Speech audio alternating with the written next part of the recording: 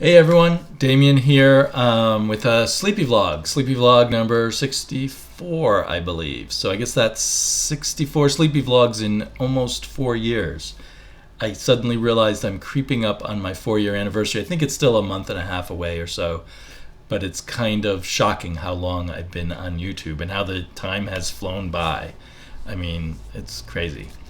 And how this YouTube community keeps evolving. And I miss some of the people who are not here anymore. Definitely miss some of you. But there's still lots of great people, and I wanted to shout out a bunch of people who on my last Sleepy Vlog left in the comments the words yabba dabba doo. Because I had asked, if you watch to the end of this video, it was like a 40-minute video. If you watch the end of this video, leave the words yabba dabba doo in the comments. So at least 14 people out of maybe 200 views watched all the way to the end of those 40 minutes. So I got 14 yabba dabba doos, and I don't know, that just seemed really cool to me to get those from all those people. So I want to shout them all out. First on my list, Readem Steven, still going strong, still making videos. Maybe a little less than he used to, but I'm really happy every time you show up in my feed, Steven.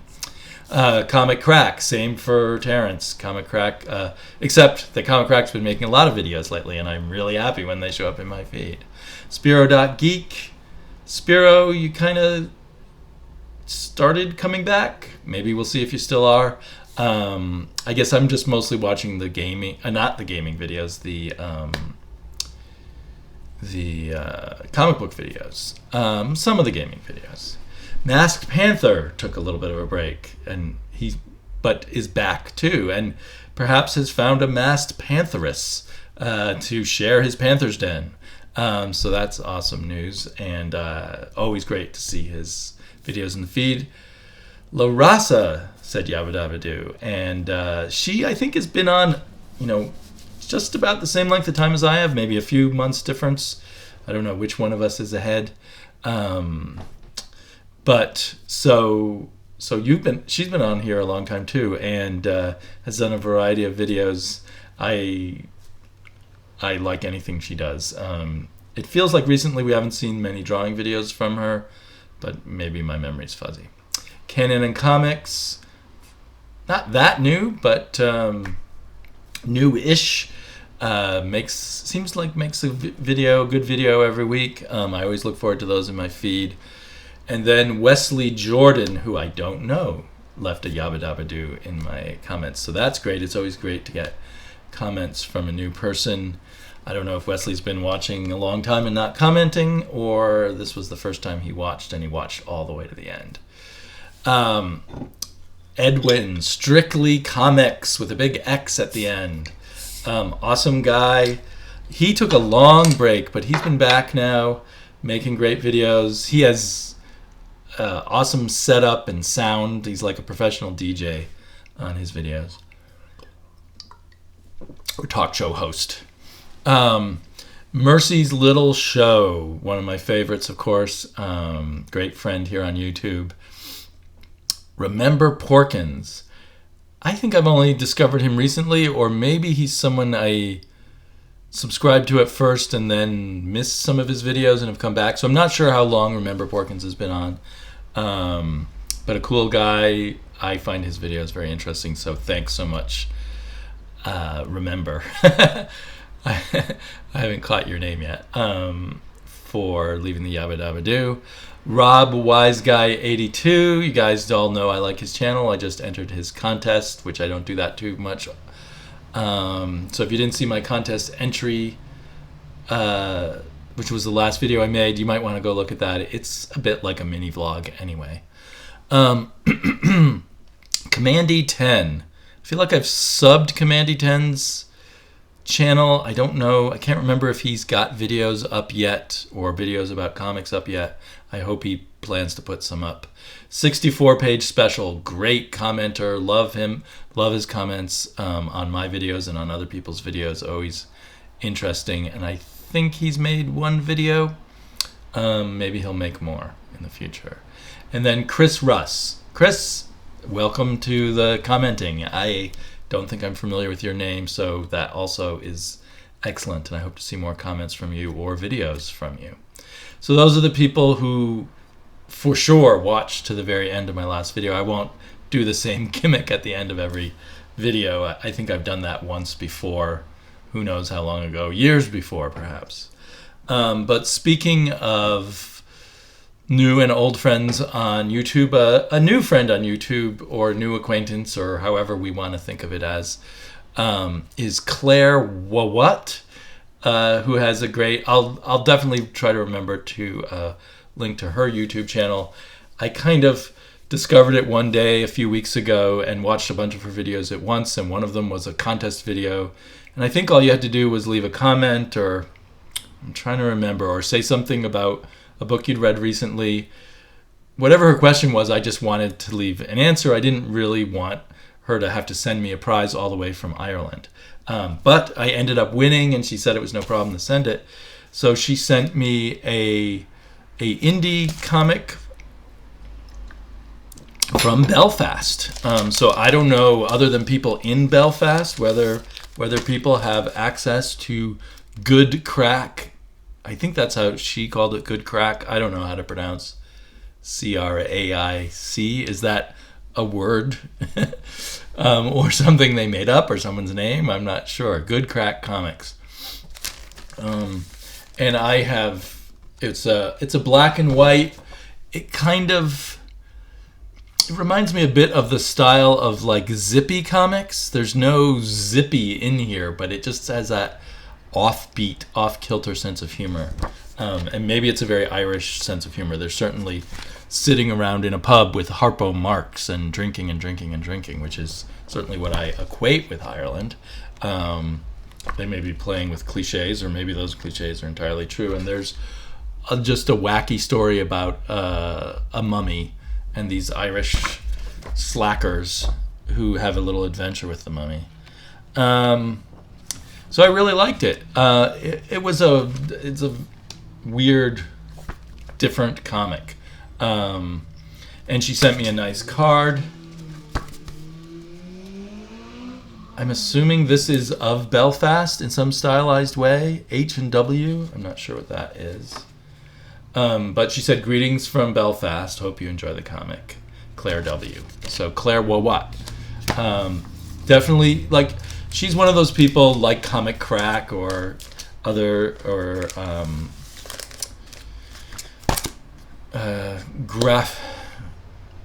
what's her name? Meepless. Graphically something. Anyway, someone who reads a lot of interesting off the beaten track comics, and so she's interesting to watch for that, especially. So, and another thing that caught my attention recently was Sarge TD and then the Comic Aesthete both did a video on why we read comics. Sarge's was very good. Comic Aesthete's was very good. I'm going to do a little gimmicky answer here. There's a blank piece of paper. I'm going to draw little boxes on it.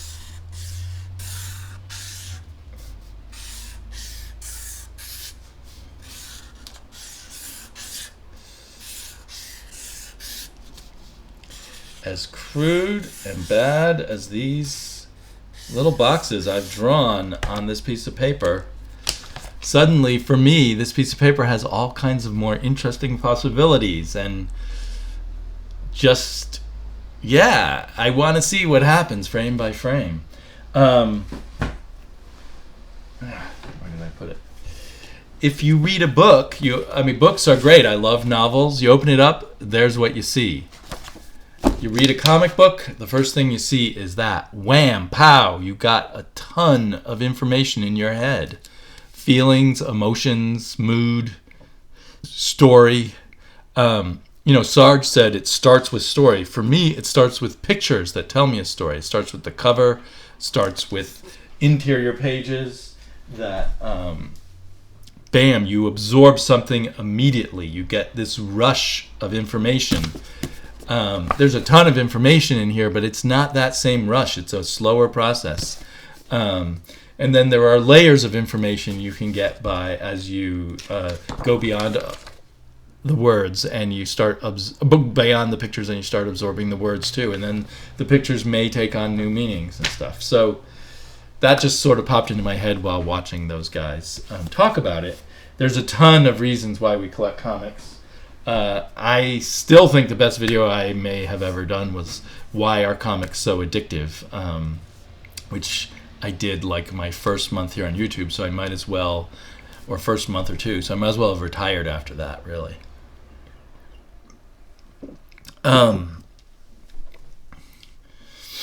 But that kind of ties in with what I have been thinking about how I collect. There's been a lot of, in the past 2 months, while I haven't made that many videos, I think I promised in my last vlog I'd immediately make another video where I showed you hauls of lots of stuff. There were lots of half-off sales and picking through 50-cent boxes at various places that I did in the past 2.5 months that I haven't really showed you much of.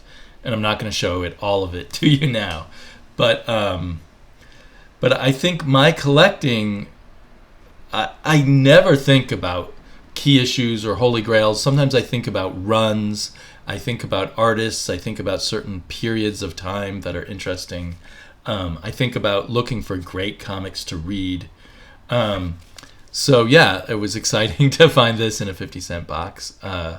I'd like to get more Reed Fleming. I guess there's been many incarnations of Reed Fleming. I didn't realize it until I entered this into my CLZ app. But so this one is by Deep Sea Comics, and my CLZ app only showed one issue, but this is issue 2. And then they showed other. Maybe it's actually listed under letter H Dumpty. So, like, for instance, in collecting, there's some people who talk about Wonder Woman a lot, and they really interest me. Reader 1717 in particular, but other people too. Certainly Mercy's Little Show talks about Wonder Woman. So when I'm picking through the bins and I see something interesting from Wonder Woman now, I grab it. I'm like just slowly accumulating little piles of Wonder Woman that I'm going to put together. This was an interesting one, Superman and the Joker. And inside it has one of those extra presenting the new Wonder Woman by Roy Thomas, Gene Colan, and Romeo Tanghal in a special free 16-page comic. And I was really excited. I thought this is like the rebooting, like a 0 issue, because they've done it with other comics. I think even the Teen Titans, the new Teen Titans started this way. And I love Gene Colan. Roy Thomas is often a very good writer, so I thought, well, that'd be really interesting to see what they do. And what they do is they're trying to take a very traditionalist approach. And I think I've mentioned like reading the current Legends of Wonder Woman, that I really like Steve Trevor in that, because I'm reading the digital version, so I'm way ahead of you guys in print. But in here we're back to a Steve Trevor I couldn't care less about. But so it was interesting though. I thought, here's Roy Thomas trying to get back to the roots. And the next issue after that was this, but like 2 or 3 issues later, it's not Roy Thomas. And so first of all, they didn't reboot to number 1. This is issue 289. They call it the sensational new Wonder Woman. I haven't read this issue yet. It's got a cool cover. Looks kind of like a man Wonder Woman there. Captain Wonder and the Madness of Dr. Psycho. I've got to read this soon, actually. So that was real exciting, but then I realized it was a reboot that they didn't, back then they didn't start with a new number 1 very often. And they pretty much gave up on this reboot like 3 or 4 issues later. And this is from before that reboot, but I couldn't resist this. A Wonder Woman meets the Teen Titans. That looks pretty cool. And I don't know who wrote it. I'm hoping it's Marv Wolfman. And it is Marv Wolfman with Don Heck art. The ever controversial Don Heck, but I feel like he did some good work at DC. So yeah, I'm looking forward to reading that. And then I'm slowly picking up John Byrne Wonder Woman where I can. And this looks pretty cool. It's got a lot of the supernatural creatures in it, supernatural DC characters in it. At least art-wise, the John Byrne Wonder Woman is pretty fun. I think this is late 90s. April 95. I need new glasses. 96. Okay, so yeah, for me the collecting is about my whims, my interests. I see a lot more people. I mean, people have been talking about key issues ever since I came onto YouTube, and I didn't really ever think about key issues before YouTube, but it seems like that's gotten bigger and bigger and bigger. And then definitely way more people collecting CGC or other slabbed comic books now than before. And I'm seeing people who never before got slabs getting them. Solid ST Bend got a slabbed comic. And I think Captain Cummings has just recently jumped onto that. And, I'm not going to watch a ton of people unveiling their slab comics. A few of those videos are interesting, but it goes a long way for me. And at first, I had zero understanding of slab comics. I used to watch Ed and Nick. I forgot Nick's numbers at the end. Ed and Nick 1, I guess. Talk about how he used to collect slab comics and how he got rid of them all, and the economics of it, and how it didn't make any sense to slab modern comics, but now people are slabbing a lot of modern comics. And I can understand it as a trophy, like watching Rob show off his early Fantastic Four. Good investment. Slab those babies, have them graded, have them safe and sound where the kids can't scrunch them up or anything. So I can understand it on that financial level of old comics. I can understand it as a trophy, a special thing. But I have trouble wrapping my head around it beyond that. And I want to read and hold my comics, and that doesn't preclude, though, having an extra copy that's a trophy, right? I think I feel concerned when I see so many videos about slabbing comics. One, that some of the people doing it think they're going to make money, and when they don't, when they lose money, that they'll stop reading comics or stop liking comics. Because that's the tragedy of what happened in the 90s. All these people got interested in comics and then lost interest in comics because it was sold to them the wrong way. And then I worry that some new person watching YouTube I hope they will find the videos of people talking about comics other than the slabbing, if they're not interested in the slabbing. That came out wrong. I don't want to say there's anything wrong with the people making the slabbing videos. I'm kind of digesting the fact that there's so many now. Are any of you now who never did slabbing before thinking about it? Or if you do a lot of slabbing, are you thinking you're going to make a lot of money, or are you making a lot of money from it? Or is it giving you a deep pleasure? Is it like stamp collecting? Is it like collecting baseball cards? It's something you can look at and hold and have, but not experience experientially. One thing that I was been avidly collecting is Atlas. So I, at a half price sale, bought the remaining Atlases that I did not have. Sorry, not Atlas. First issue specials. There's only one Atlas. Atlas later appeared as a bad guy briefly in Superman, but other than that, only one issue of Jack Kirby's Atlas, the first issue of first issue special. I got that. I got number 7. I say that I completed my collection, but I didn't. There's one remaining one. There's a Metamorpho one. that so far has slipped by me. This Creeper one kind of excites me. I think it's Steve Ditko. But it's the return. So I need to research Creeper. I have another Steve Ditko Creeper miniseries, I think, or short run. I'm not sure where this fits in with it, but it's definitely really nice Steve Ditko art. I don't know if this led to them rebooting or starting a Creeper series. I think not. And then this is a crazy Jack Kirby one called Dingbats of Danger Street. I presume it's a humorous kids gang kind of comic. And this one I don't know anything about. Codename Assassin. So my goal was to collect all the first issue specials. I think this is the last first issue special, The Return of the New Gods.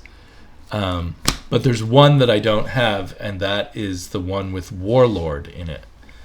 And I think I could have bought it for like $12 or $10, and I didn't want to spend that much money. Except for the idea that it's completing the run, I don't need it. But apparently that's the one that people value more. Because it's the first appearance of the Warlock, and I guess the Warlock is more valuable than some of these other first appearances because he went on to have a successful series, although you can buy all the rest of the series in the 50-cent bins, I think. No one's excited about the Warlock as collectors other than that first issue special. Also got a lot of Defenders, some in very sexy condition. But the Defenders, for some reason, is one I like collecting. So I think I want the whole run up through a certain point, like up through the end of Steve Gerber's run on it, maybe. I don't know if I'm that interested in the JMD Matthias part of the run or the David Anthony Kraft part of the run, unless it's got interesting artists on it. But I think that Gerber was on this for quite a while. There's one. We were kind of talking about crucifixion covers on YouTube, on Twitter at one point. I didn't realize there's an upside down crucifixion. I think there may be some significance to the upside down crucifixion. Is that more satanic? Yeah. So speaking of crucifixions, another thing that I picked up recently was this Marvel, one of I think 3 or 4 Marvel Treasury editions that are Conan related ones, and this one takes black and white stuff from Savage Sword of Conan and colorizes it. And what it takes in particular is the issue where Conan is crucified. Unfortunately, it doesn't reproduce the fabulous Boris Vallejo cover of Conan being crucified. So it's interesting to have what was originally black and white comics colorized. The thing that I guess surprised me most is because I've read this story a couple of times, not recently, but I never pictured the woman in it to be blonde in black and white. I just pictured her to have very dark brown hair, I think. I rarely pictured the women in the Sumerian age, the Hyperborean age, to be blondes. I picture lots of black and brown and redheads and stuff. I don't know why I don't picture the women as blondes. There's more the kind of barbarian woman I picture. But I love collecting these Treasury editions, but again, not because of their value or anything. I just love them.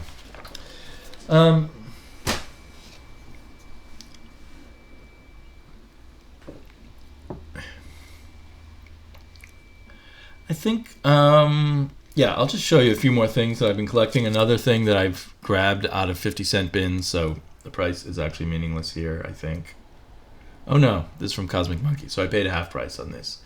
Superman and Superwoman. I don't know yet who Superwoman is, but she appeared at least in 2 Superman annuals. Introduces Superwoman, so this is the one comes first. This is number 2 from 83, and this is number 4 from 85. So I don't know if the one from 84 also has Superwoman in it. But I noticed in the list of comics when DC does its new Rebirth that one of the comics is called Superwoman. Although there's been people guessing that it was Lois Lane, so I don't know. I don't know anything about it. But I wonder if they're bringing back this character. Does that make this a first appearance? Woohoo. Is Superwoman, Wonder Woman, Lois Lane in here? I don't know. I don't know anything about this. Haven't had time to read it, of course. Looks like Greg LaRocca art or something. Keith Pollard art. I didn't even know Keith Pollard worked at DC. Doesn't look like the good Keith Pollard that I remember. But anyway, written by Elliot S. Maggin, classic Superman writer. I've got to learn more about this. So, yeah, I'm actually pretty excited about the Rebirth. Not like super excited, but the New 52 brought me back to comic book stores and brought me back to buying on a very regular basis and getting really involved.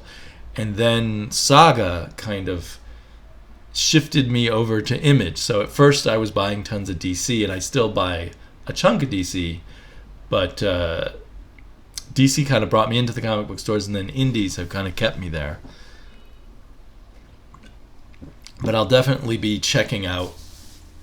Well, we have to learn more about the creators who are on the different books. So if the right creators are on Batman and Wonder Woman and other things, since they're now going to be $2.99 books again, I'll definitely check them out. I suppose they'll be competing with each other a little bit because some of them are twice a month, and you only can absorb so many comic books. But at $2.99, I'll be able to take more chances. That's my psychology. I'll be able to pick up more stuff. I think it's very interesting because I had assumed, to backtrack a little, I read somewhere that the really high up executives at DC were really upset about their loss of market share and stuff. And it doesn't matter to them if the profits are still going up. If the market, they care also about the market share and the competition with Marvel. And so there were rumors about that for quite a while, and it made sense to me. It certainly would be how the people at my much smaller company think. The top people are very competitive people. That's how they get into those kinds of jobs. And so I thought they would say, well, they would look at what Marvel's doing and imitate it, so that they would raise all their prices and do even more events. Who's to say maybe they will do more events? But instead, it's interesting, they're taking this radical turn to lowering all the prices and doing twice a month comics, which they're admitting publicly are twice a month comics, whereas Marvel does stealth twice a month comics where they don't tell you. You put it on your pull list, and you don't know how often you're going to get the comic. So I think the Marvel way, in terms of that, I don't like Marvel's prices, and I've stopped buying Marvel for the most part because of it. But I think the stealth bi-monthly or twice semi-monthly or whatever the right word is approach works well for Marvel, and I think it makes it puts more pressure on the the retailers to guess how many copies to order, because they don't have enough information from their readers by the time the next issue's coming out, how many they sold. But so the only downside I see to this is just that it is still kind of a panicked reaction. They've given up on the DCU YOU, and just because sales are bad, they're just, okay, we got to do something else. And if they're constantly responding to this corporate panic, they're constantly going to be, oh no, we've got to do something else. which Marvel has kind of systematized with their rebooting less than, like every 10 months or something. I love that Squirrel Girl is bragging, only 2 number ones in 1 year. But personally, the $2.99 thing really works for me, and it's going to make me pay close attention to who the creators are. Hopefully they will pay close attention to who the creators are. It has been confirmed that the excellent writer Tom King is going to be exclusive at Marvel. At DC. So they're also being very public suddenly about making exclusives, and I wonder if they're trying to send some kind of message there. So they're taking bold moves. On the other hand, it looks like they're taking conservative moves, where they're going to focus on the core superheroes, and a lot of us really like the B and C and D level DC heroes, and the Swamp Things and the Frankenstein Agent of Shade. Hopefully, as they establish themselves, their market dominance, their return to some kind of market dominance, better with the core superheroes, they'll thread in some of their odder heroes, maybe with more miniseries like they're doing with the Swamp Thing right now. Because I think that the editorial people and the creators at DC all love those characters too. But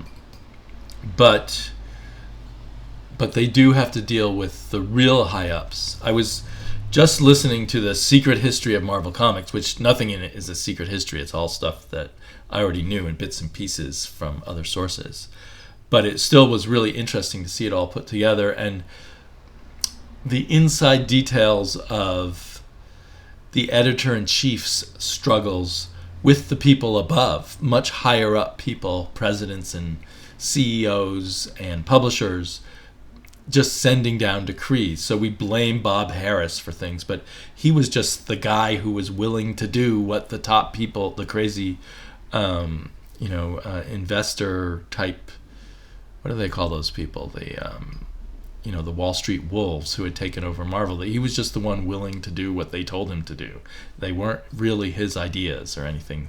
So when we blame Dan Didio or whomever at their company for things that happened there, we can blame them in the sense that they have to negotiate with the top people, but they mostly have to put out orders.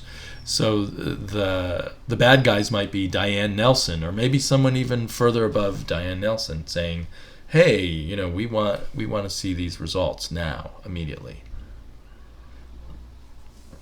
Where was I going with all that?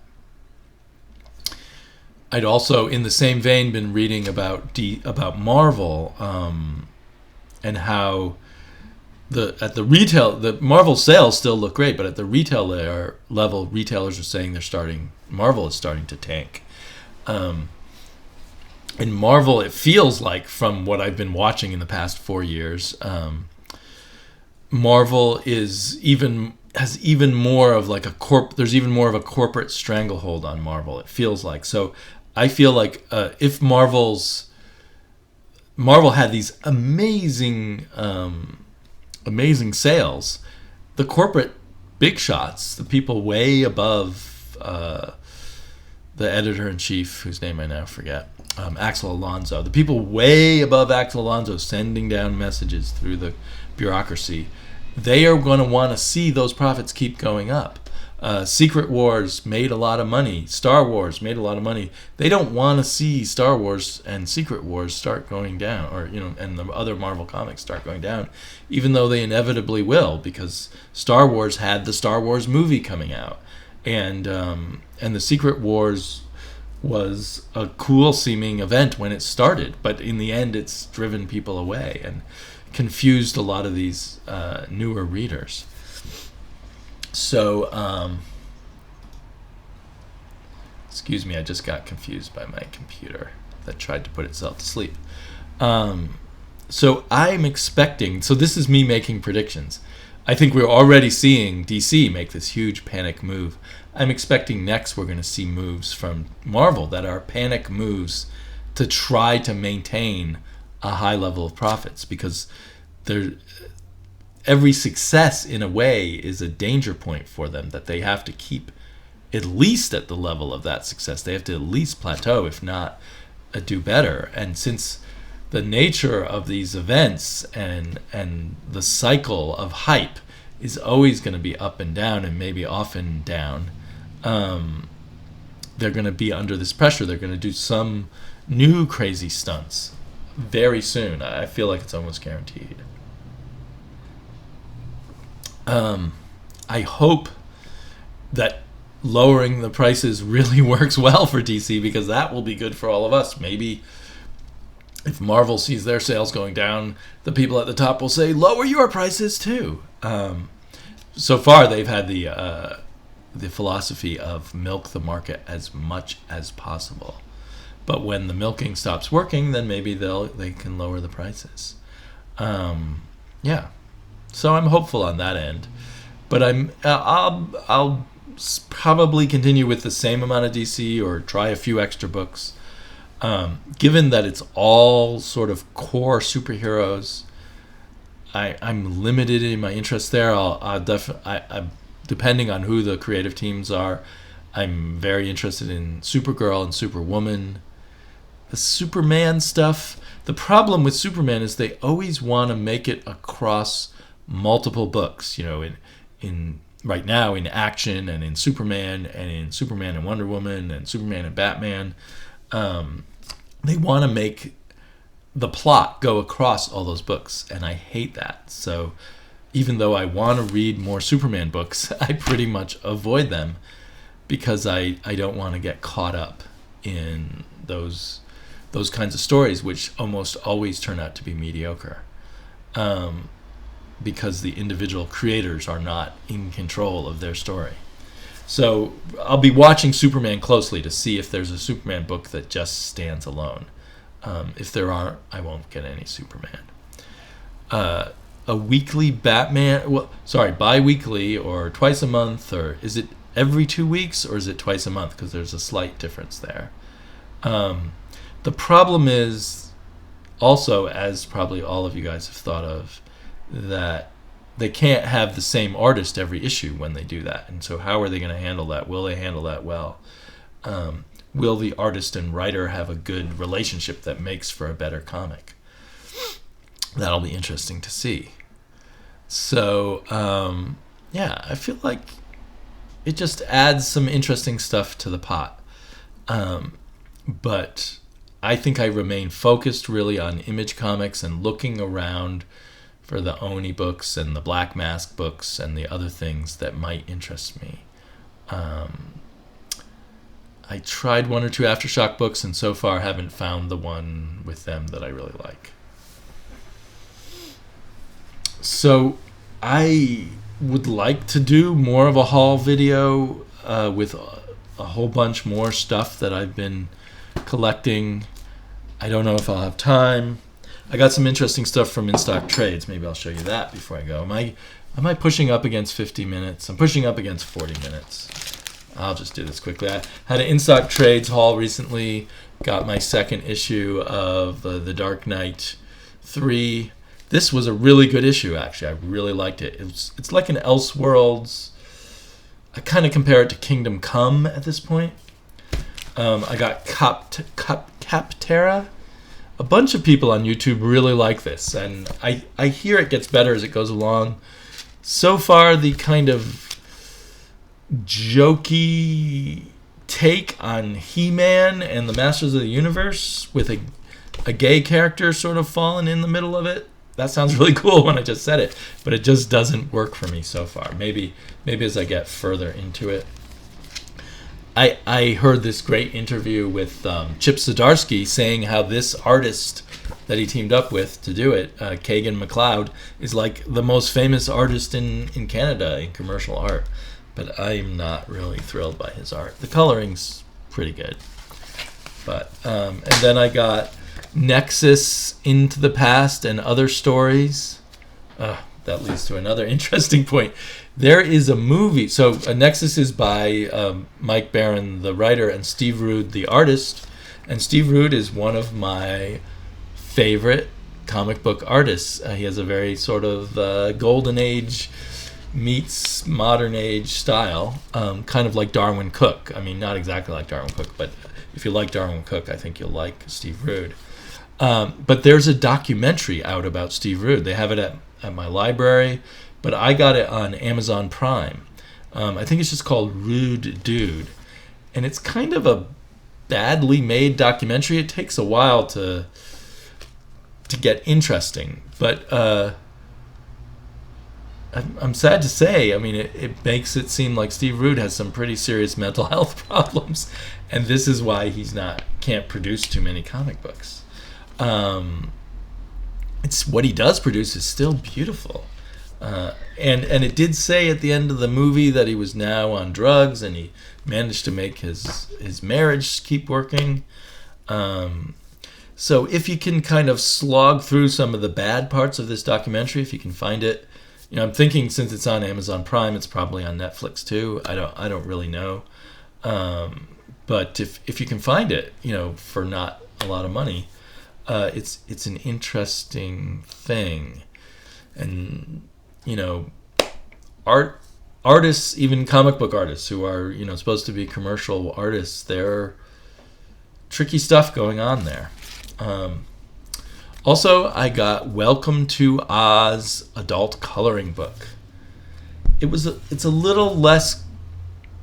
I'm kind of into the idea of adult coloring books. If my wife likes them, and if they were about subject matters that interest me, but in a way, this is more like a kid's comic coloring book, which is cool enough. But I had hopes for something more intricate and amazing, because this artist has done some intricate and amazing panels and splash pages. It's Eric Schanauer, who wrote and drew a series for IDW, I believe, and this is from IDW, about Oz, before he went on to just write Oz books, and Scotty Young drew them at Marvel.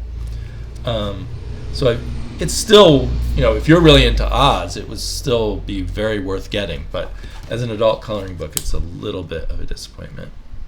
It might be good to buy for your children who love Oz. This is perhaps the most complicated picture. And if you can get the Eric Schanauer Oz collections where he did the drawings, I actually like them better than the ones drawn by Scotty Young, and their original brand new Oz stories made up by Eric Schanauer, and they're very, very good. So yeah, I don't know how many of you out there would be interested in that, but if you have kids, especially a girl who's interested in comics, because the Eric Schanauer ones are all about Dorothy's adventures in Oz and Ozma's adventures in Oz. On top of that, so also in the same haul, I got two more, what do they call them? Artist proof editions. So it's not quite the same level of the artist editions from IDW, but these two are from Image, and very, very, very happy to get these. I'm gonna have to do a comparison with the color version, because the color was so interesting in Witches too. And the other one I got, which also had just amazing coloring, so also would be great to compare, because this was the issue colored by Dean White. Or is this 2 issue? It feels thicker. Maybe the first issue was very thick. But Matteo Scalera's black and white art is amazing. I would happily buy a black and white comic book by him. I mean, look at that. It doesn't need color. And yet Dean White, when he added color to this, did an incredible job and made these things look like paintings. So yeah, I'm a big, big fan of these kinds of books. Okay, another over 40 minute, almost 45 minutes. I am the king of long-windedness, and I feel like I'm just started, but I gotta go. So we'll see if my weeks become less busy. I really don't know. Talk to you later.